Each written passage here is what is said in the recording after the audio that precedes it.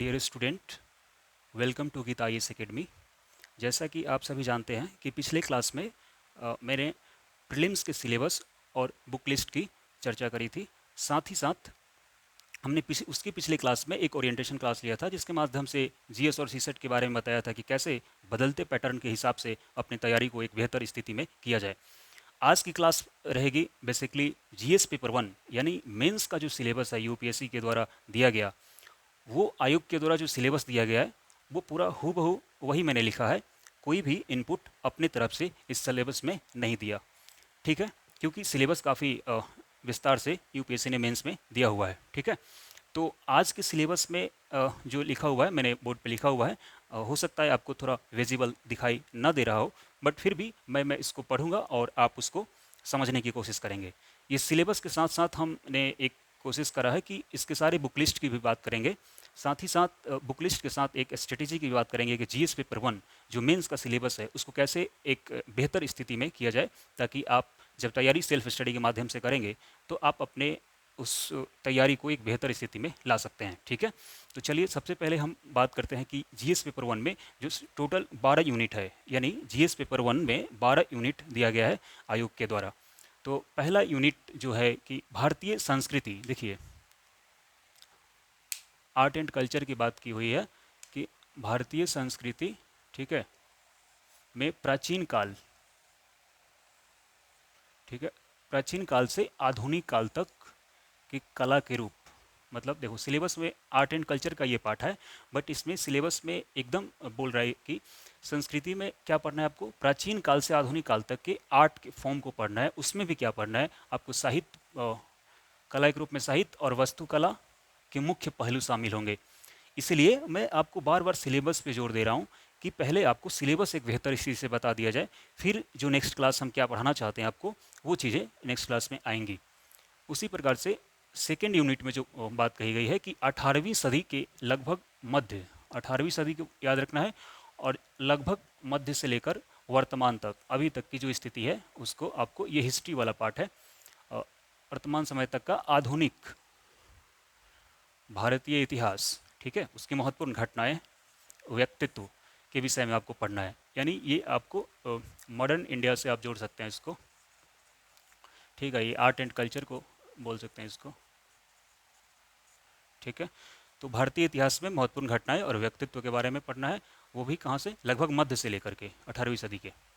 इसके बाद जो थर्ड यूनिट है स्वतंत्रता संग्राम, ठीक है, स्वतंत्रता संग्राम, इसके विभिन्न चरण, इसके विभिन्न चरण और देश के विभिन्न भागों, देश के विभिन्न भागों से इसमें अपना योगदान देने वाले महत्वपूर्ण व्यक्तित्व, उनका योगदान, इस पर फोकस करना है आपको। देखो यूपीएससी ने सिलेबस जो दिया है कि स्वतंत्रता संग्राम, इसके विभिन्न चरण, जो इसके फेजेस हैं उसको पढ़ना है। देश के विभिन्न भागों से इसमें अपना योगदान देने वाले महत्वपूर्ण व्यक्ति और उनका योगदान को आपको फोकस करना है। ठीक है, जो 4 नंबर यूनिट है स्वतंत्रता के पश्चात, स्वतंत्रता के बाद की स्थिति भारत में एक एकीकरण को लेकर के जो समस्या हुई थी वो आपको पढ़ना है। एकीकरण और पुनर्गठन को लेकर के, कोई भाषाई आधार पे, क्षेत्र के आधार पे, तो उसको लेकर के आपको यूपीएससी ने सिलेबस दी है, तो उसको आपको विशेष फोकस करना है। इसके बाद है वर्ल्ड हिस्ट्री, है ये वाला पार्ट, जिसमें आपको विश्व के इतिहास में क्या पढ़ना है,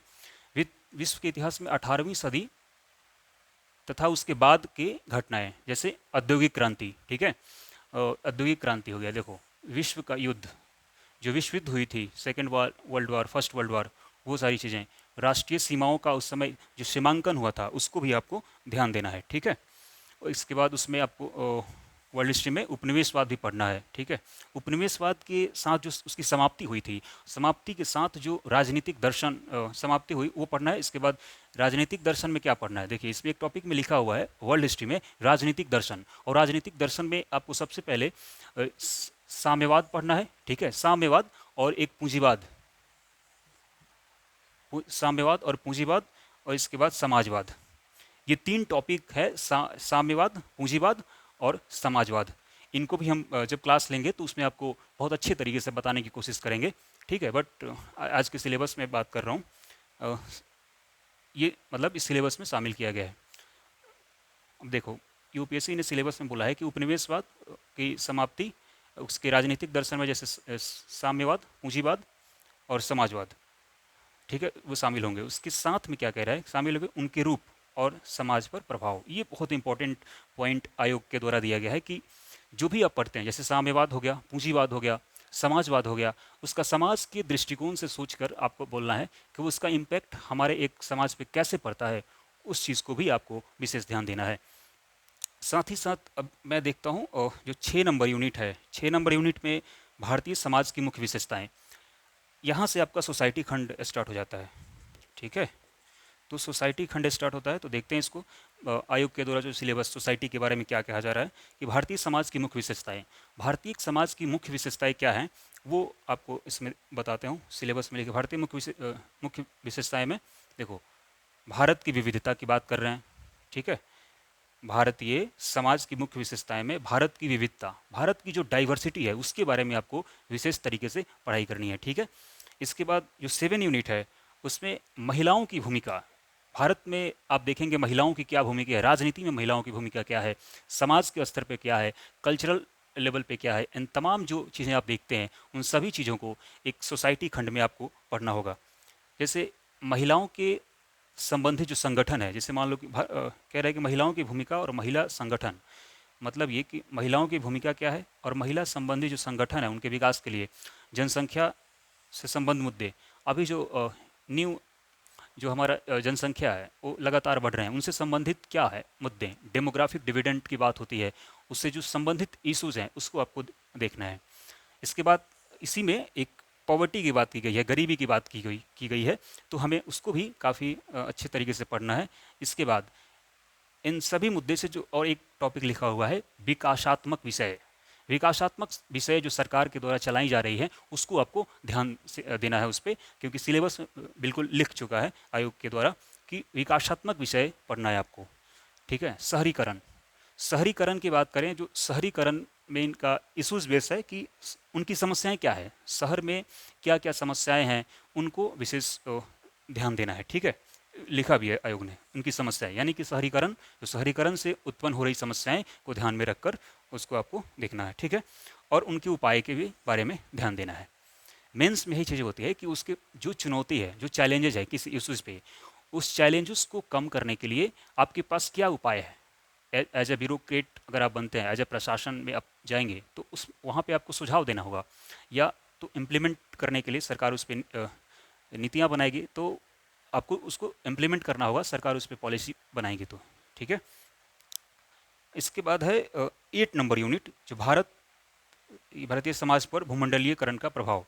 जो भारतीय समाज है उस पर जो भूमंडलीकरण है, भूमंडलीकरण ग्लोबलाइजेशन, वैश्वीकरण मान सकते हैं, ग्लोबलाइजेशन का हमारे भारतीय समाज पर इसका क्या इम्पैक्ट पड़ रहा है, इसको भी आपको पढ़ना है, ठीक है। अब एक है सामाजिक सशक्तिकरण। सामाजिक सशक्तिकरण में बहुत सारे इश्यूज आ जाएंगे, जैसे महिलाओं की समस्या, वृद्ध की समस्या, इन सभी समस्याओं को सामाजिक सशक्तिकरण में रख सकते हैं आप। इसके बाद है संप्रदायवाद, क्षेत्रवाद और धर्मनिरपेक्षता। देखो, यूपीएससी के सिलेबस में इस सोसाइटी के खंड में संप्रदायवाद, क्षेत्रवाद और धर्मनिरपेक्षता के बारे में बात की हुई है। तो आज के टाइम में भी धर्मनिरपेक्षता को लेकर के काफ़ी इश्यूज चलते रहे हैं। क्षेत्रवाद को लेकर भी हमेशा कुछ ना कुछ किसी राज्य स्टेट में आप देखेंगे कि क्षेत्रवाद का मुद्दा को भी, संप्रदायवाद भी काफ़ी आजकल भारत में एक देखा जा रहा है। तो कहीं ना कहीं इस चीज़ को सिलेबस में दिया गया है, तो आपको काफ़ी अच्छे तरीके से इसको पढ़ना होगा, क्योंकि ये हमेशा ये एक इशूज़ बेस रहते हैं, ठीक है। ये तो रही सिलेबस, आपको एक बार देख लेना चाहिए अगर विजिबल हो तो, ठीक है, देख लीजिए। क्योंकि मैं अभी 3 यूनिट और हैं जिसमें ज्योग्राफी के पार्ट को मैं कवर करूँगा। एक बार मैं मिटा दूंगा इसको, क्योंकि स्पेस कम था तो मैंने लिखा नहीं पूरा। आप एक बार देख लीजिए ध्यान से, अगर विजिबल हो रहे हो तो। मैं थोड़ा रुक जाता हूँ।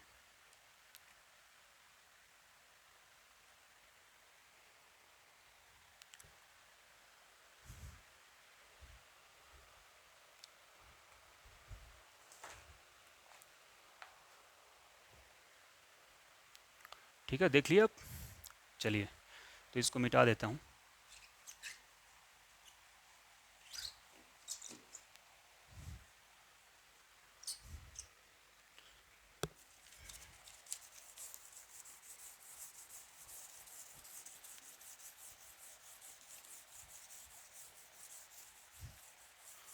2 मिनट वेट कीजिए, मैं मिटाता हूँ फिर। इसके बाद ज्योग्राफी वाला सेक्शन में लिख दूँगा और इसके बाद फिर मैं बुक लिस्ट की ही बात करूँगा, ताकि जब आप तैयारी करें खुद से तो आपको इधर उधर भटकना नहीं पड़े कि कौन सी विषय के लिए कौन सी किताब पढ़ा जाए।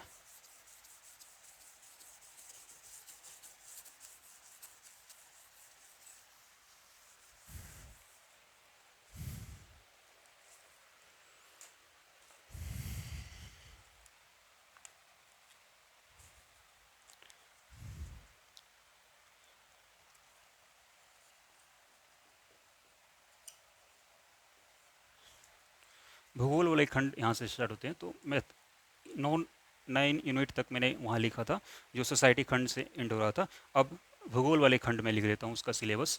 इसमें विश्व का विश्व के भौतिक भूगोल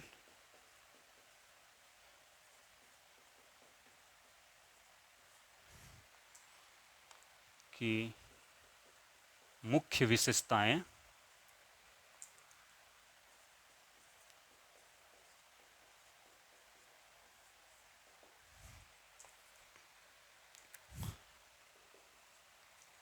विश्व भर के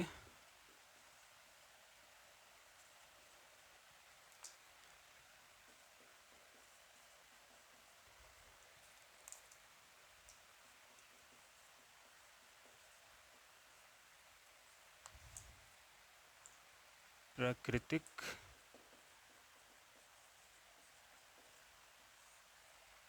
संसाधनों का वितरण, जैसे दक्षिण एशिया और भारतीय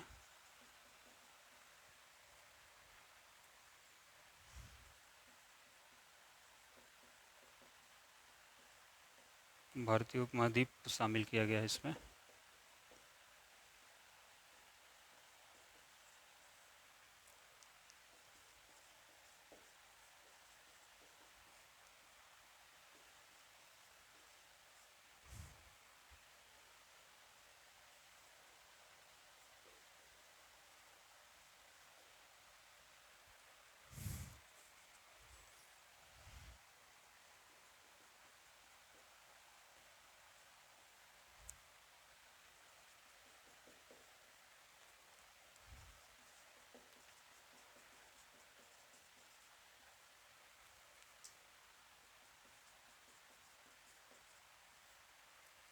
द्वितीय और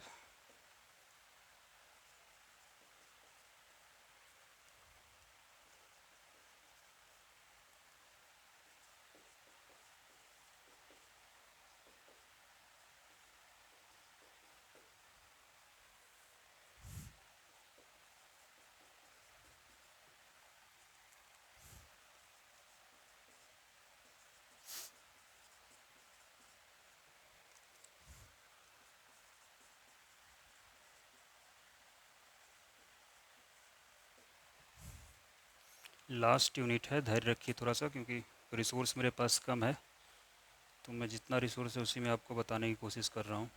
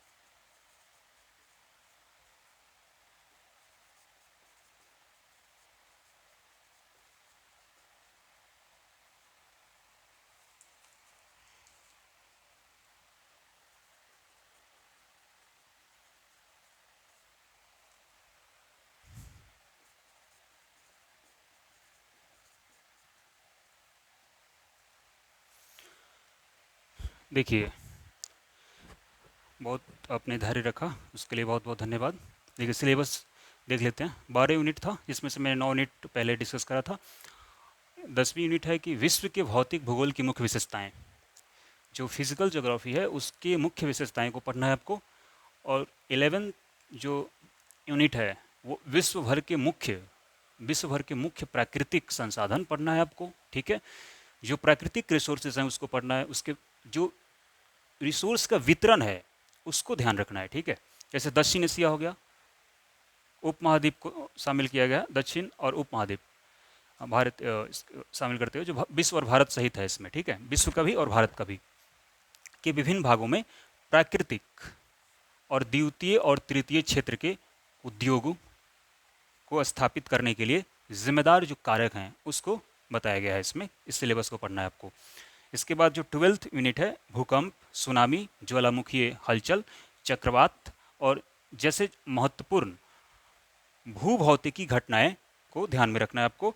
और भौगोलिक विशेषताएं और उनके स्थान पर जो अति महत्वपूर्ण भौगोलिक, इसमें मैंने लिखा नहीं है, जैसे आपका अति महत्वपूर्ण भौगोलिक विशेषताएं, जैसे इसमें लिखा हुआ है जल स्रोत, ठीक है, हिमावरण, ठीक है, और वनस्पति एवं प्राणी जगत में जो परिवर्तन हो रहे हैं, इस प्रकार के परिवर्तन के प्रभाव को भी आपको ध्यान रखना है, ठीक है। तो काफ़ी सिलेबस है, मैंने आपका टाइम लिया, बट क्या कर सकते हैं, मेरे पास जो रिसर्च है उसका मैंने हेल्प लिया है।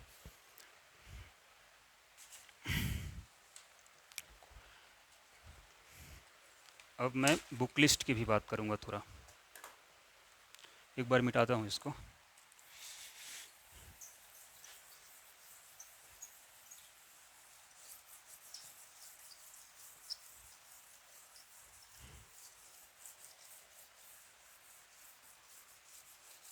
मैं तो जल्दी मिटा दिया क्या। देखिए, कमेंट बॉक्स में बताया कीजिए कि कुछ भी अगर आपको प्रॉब्लम हो रहा है तो बताएंगे, तब हम उसमें इम्प्रूवमेंट कर करके और फिर आपको अच्छे से डिलीवर करेंगे, ठीक है।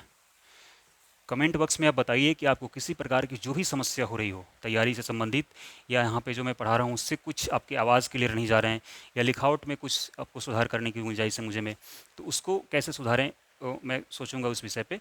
बट आप कमेंट करेंगे तब ज़्यादा बेहतर होगा मेरे लिए, ठीक है। या फिर टेलीग्राम ग्रुप में आप कर सकते हैं, टेलीग्राम चैनल इसी नाम से है, यूट्यूब चैनल के नाम से, ठीक है। तो आप वहाँ सर्च करें और मैसेज कर सकते हैं आप किसी भी प्रकार की डाउट हो तो, ठीक है। अब इस जीएस पेपर 1 यानी जीएस पेपर 1 के सिलेबस तो हमने देख लिया, लेकिन इसको कवर कैसे करोगे आप, बोलो। सबसे पहले आपको उसके लिए बुक लिस्ट की ज़रूरत होगी, रिसोर्स की। तो हमने बात कर लेते हैं इसका, जीएस पेपर 1, चलिए देख लेते हैं।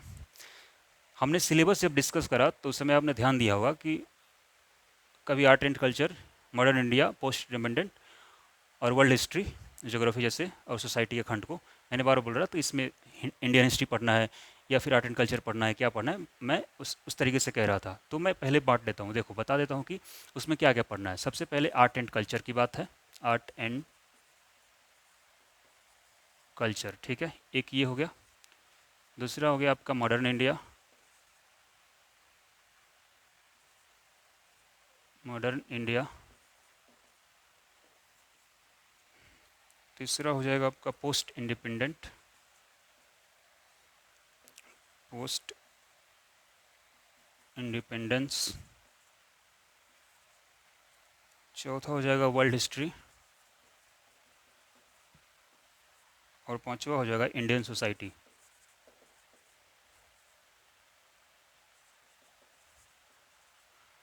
ठीक है, तो ये रहा इंडियन सोसाइटी। और एक पार्ट हो जाएगा 6 नंबर जियोग्राफी का। ये आपको 1 2 3 4 5 6 छः सेक्शन में मैंने इसको बांट लिया, ठीक है। अब इसकी बुक लिस्ट की बात कर लेंगे। देखो, सबसे पहले हम बात करते हैं आर्ट एंड कल्चर की। मैंने कल एनसीईआरटी की बहुत सारी बुक्स की बात करी थी साथ में, प्रीलिम्स के सिलेबस को कवर करने के लिए, ठीक है। तो आज भी देखिए मैं बताता हूँ। सबसे पहले 11th क्लास की एक एनसीईआरटी है, फाइन आर्ट्स नाम से, ठीक है, जो मैंने प्रीलिम्स में बताया था, इसको आपको कवर करना है। इसमें स्थापत्य कला वाला जो पोर्शन है काफ़ी अच्छे से दिया हुआ है, लेकिन पेंटिंग वाले पार्ट इसमें अच्छे से नहीं दिया। तो इसके लिए क्या समाधान है? देखो, इसके लिए एक ही समाधान है, जो एक नितिन सिंघानिया की बुक है, मैंने बताया भी था कल, उसका रेफर करो आप, मतलब अच्छा से करो। जो भी टॉपिक इसमें ना मिले, नितिन सिंघानिया से आप पढ़ लेना, ठीक। आर्ट एंड कल्चर की बुक है वो। अब बात करते हैं मॉडर्न इंडिया। देखो, मॉडर्न इंडिया में आपने प्रीलिम्स में जो भी पढ़ा है, स्पेक्ट्रम पढ़ा है, तो स्पेक्ट्रम पढ़ा है तो आप क्या करोगे? स्पेक्ट्रम पढ़ना ही है, फिर से रिवाइज हो जाएगा आपका मेंस। प्रीलिम्स में पढ़ोगे तो ज़्यादा मेहनत आपको उसमें नहीं करना पड़ेगा। स्पेक्ट्रम हो गया मॉडर्न इंडिया के लिए। दूसरा आप कर सकते हो, एक बिपिन चंद्रा की बुक है, ठीक है, बिपिन चंद्रा की बुक आप ले सकते हो।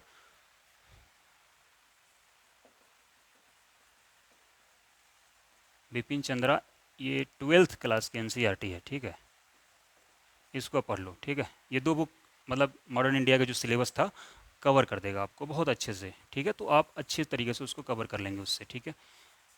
अब मैं बात कर लेता हूँ थोड़ा पोस्ट इंडिपेंडेंट।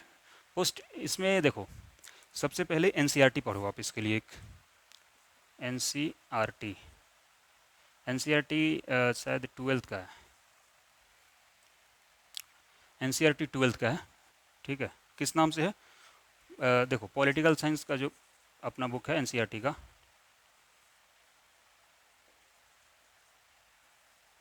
पॉलिटिकल साइंस की बुक है ये, आप इससे कर सकते हो कवर अच्छे तरीके से, ठीक है।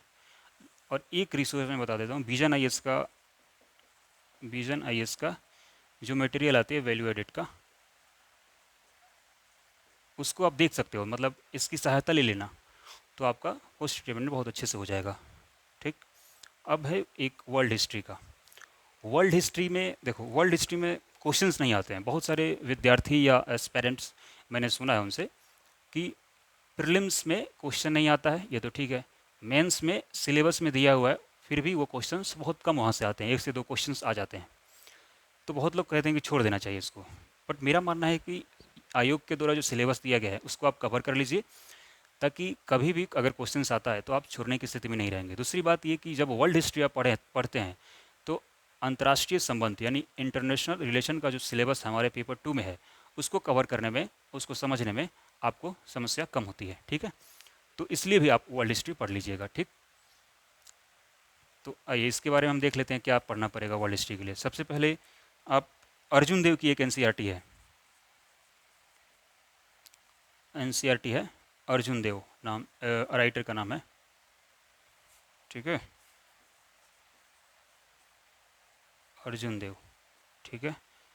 और आपका विजन आईएएस का ले ले, Vision IAS, Vision IAS value added material आती है इसकी, ले लेना, बहुत अच्छी है।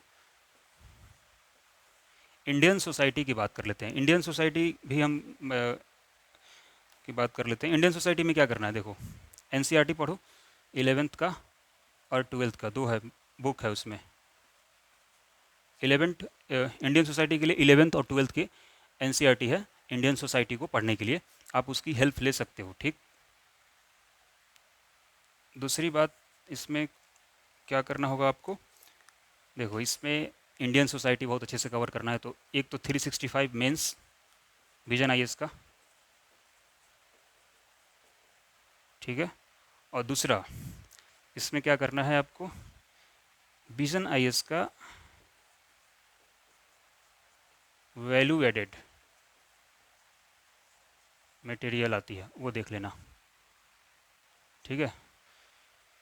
ये हो गया। इसके बाद ज्योग्राफी वाला पोर्शन है, 6th to 12th एनसीईआरटी आपने प्रीलिम्स में पढ़ा था, उसकी सहायता लो, और काफ़ी मतलब ये मदद करेगा आपको, मतलब ऑलमोस्ट सारे क्वेश्चन आपका 6 12 तक का ज्योग्राफी का मेंस में हो जाएगा।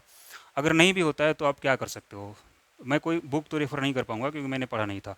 कंसेप्ट अगर आपका क्लियर नहीं है तो क्या करोगे आप, कंसेप्ट क्लियर नहीं है तो या तो कहीं वीडियोज देखोगे, तो मैं वीडियोज बता देता हूँ। देखो, राजतंजलि करके एक मैम है, जो उनकी वीडियोज़ यूट्यूब पे है,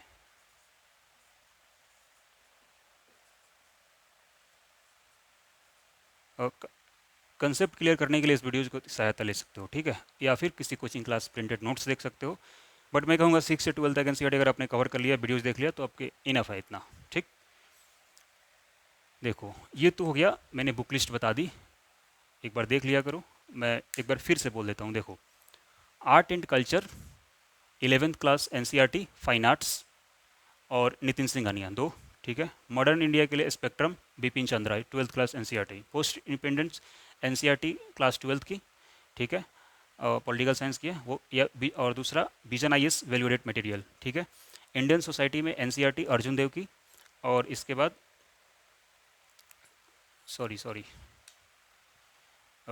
वर्ल्ड हिस्ट्री के लिए, वर्ल्ड हिस्ट्री के लिए आपको पढ़ना है अर्जुन देव और विजन आईएएस का वैल्यू एडेड मटेरियल, ठीक है। इसके बाद है ज्योग्राफी है। ज्योग्राफी में आपको मैंने कहा था एनसीईआरटी देखने के लिए 6 से 12 तक, ये देख लीजिएगा। इंडियन सोसाइटी के लिए भी एनसीईआरटी मैंने बोला था 11-12 का, वो देख लेना, Vision IAS value added material, ठीक है। ये सारी चीज़ें थी। और इसके साथ मॉक टेस्ट जब दोगे ना, इसके साथ जब मॉक टेस्ट दोगे, मॉक टेस्ट की सहायता लोगे, तो आप मॉक टेस्ट के साथ जो भी क्वेश्चंस होंगे उसका हेल्प आप इसमें ले सकते हो, ठीक है। तो यही सब आज की क्लास इतना ही था, और आपने इस वीडियोज़ को देखा, बहुत बहुत धन्यवाद, थैंक यू, बहुत धन्यवाद, थैंक यू।